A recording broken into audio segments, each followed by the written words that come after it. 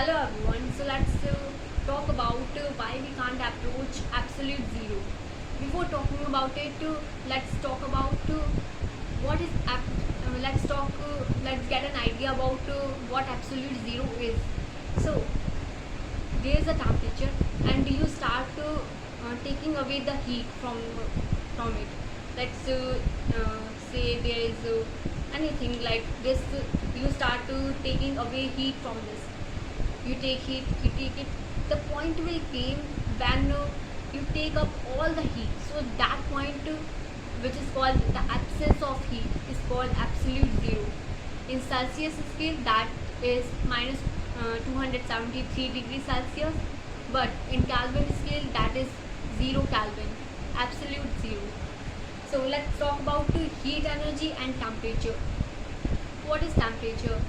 So firstly, I give you an idea that let's talk about a boiling water. Okay, so when you start boiling a water, let's take a water and you start boiling it. You see that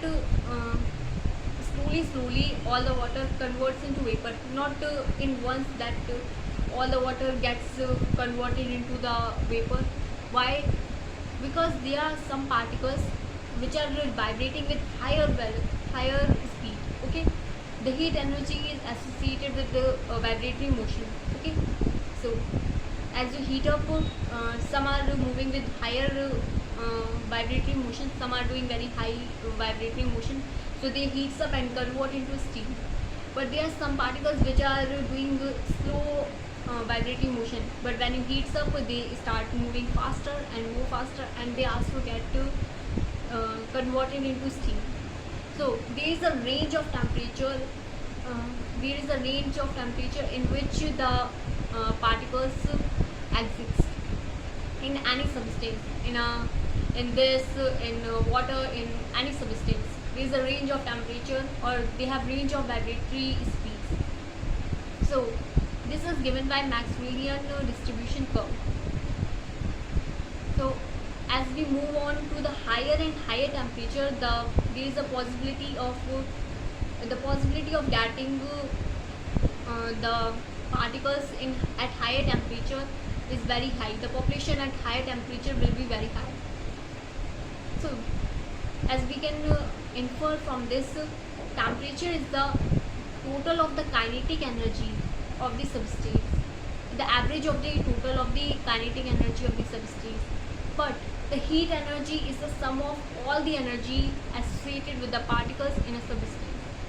Okay, so we got an idea what is difference between heat energy and temperature. Let's take an example to know it more. Let's take a tea of coffee. What you take all daily in your morning? A tea of coffee. Okay. A tea, a cup of tea, a cup of coffee. So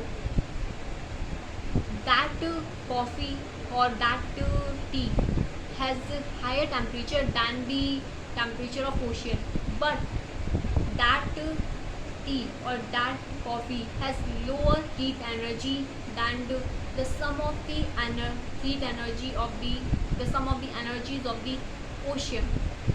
Okay, so you got an idea what is heat energy and temperature. So now let's talk about the working of refrigerator. So that will help us to understand why we can't get to exactly absolute zero.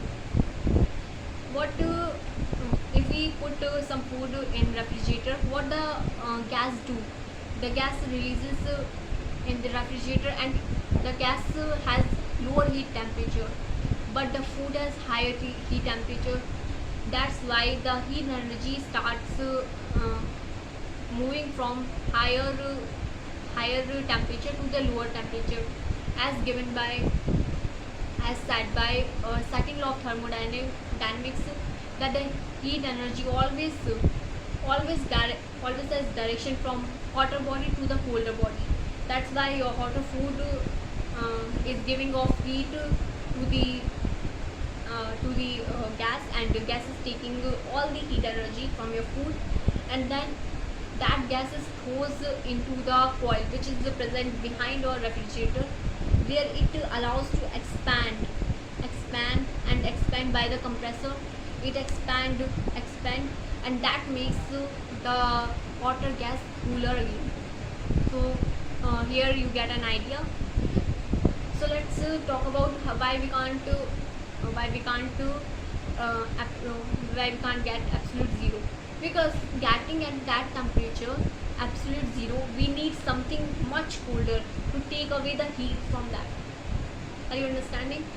We need something more colder than absolute zero.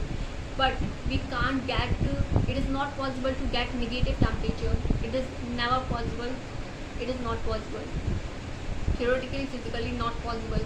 So this is the problem why we can't get to absolute zero. And yeah, the second is that quantum physics doesn't allow anything to stay at rest. Anything. It states that everything in the universe should have quantum fluctuation. It can never be at rest. So this quantum physics restricts the idea of quantum physics restricts the absolute zero.